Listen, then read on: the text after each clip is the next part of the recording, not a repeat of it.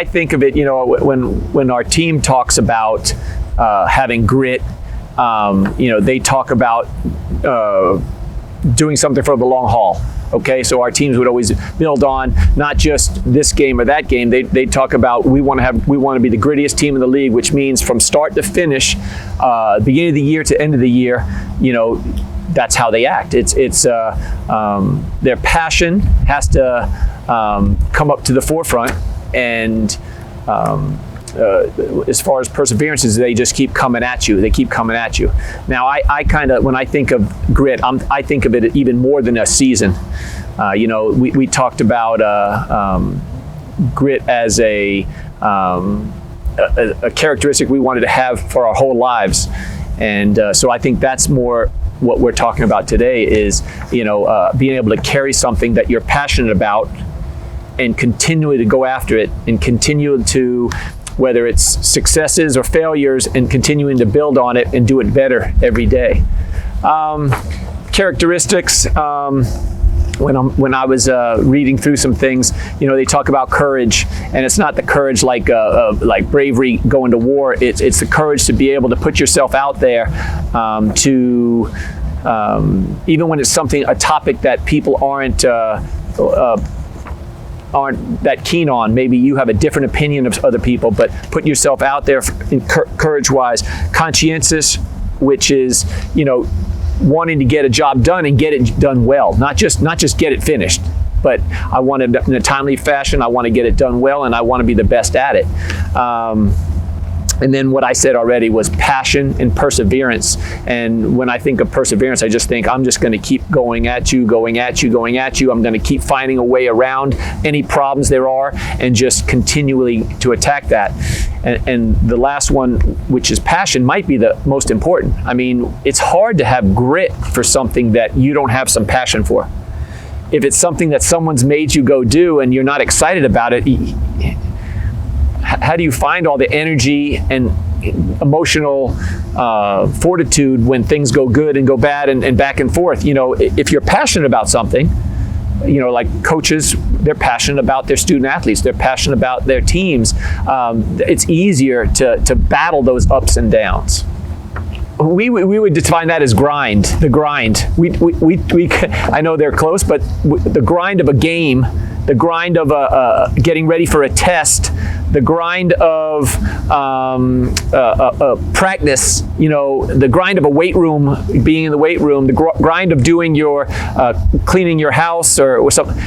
That's the grit is, instead of the grind of a test, grit is having the perseverance and the drive to make it through your 4 years and graduate. That's being gritty. The grind would be, I got to pull an all-nighter tonight. I got to get this paper done. I got to get it in so I get a grade. So when it came to one situation, we kind of put it more as a grind. I got to grind through. I got to suck it up. I got to do this, and then the grittiness comes from doing that over and over and over and over again. And again, having a goal at the end. That's what gives you the energy to grind and to be able to make it through the whole year. I would say my whole playing and coaching career to date. As a player, I was the last guy on a freshman team in high school, and then I moved up to the sixth man and JV, and then wound up starting my junior and senior year. Then it comes right back. You get to Eckerd College, and you go back to the bench again, and you fight your way all the way back up to being a starter. But being gritty, I could, you can give up. If I wasn't passionate, if I didn't love the sport and love being on a team and being part of something, I would have stopped, because obviously I didn't play a minute my freshman year in high school, and then started playing a little my sophomore year, and then played a lot my junior, senior, and then the same thing happened here at Eckerd. And then fast forward to graduation, and my first year coaching here at Eckerd College, I was 1-11 in our conference. We won our first conference game and we lost the next 11. And re-examined myself after the year was over, and I still loved basketball. I still loved my team, but I didn't care for not being successful too much. So we went back to the drawing board. We corrected some things, and the next year was different. We were a game away from winning the league, and then there was some years back and forth that were up and down after that, and that's just being gritty. You got to take the successes and the failures, and you learn from both of them. The successes, you got to say, well, we did this, but gosh, if we would have done this, and this better, what kind of better outcome would that have been? How much better could this team have been? And then when you have the failures, you like we talked about with adversity a few months ago, is you take a step back, you evaluate it, you put a plan back together, and you go back and attack it. So, you learn from all those things, and you move forward.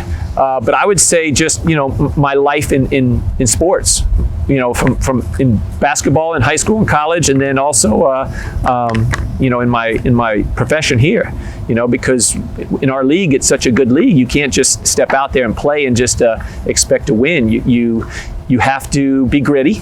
You have to grind through seasons and practices and games and you got to try to get better and do it. Whatever you're doing, you have to try to do it better the next time you go out.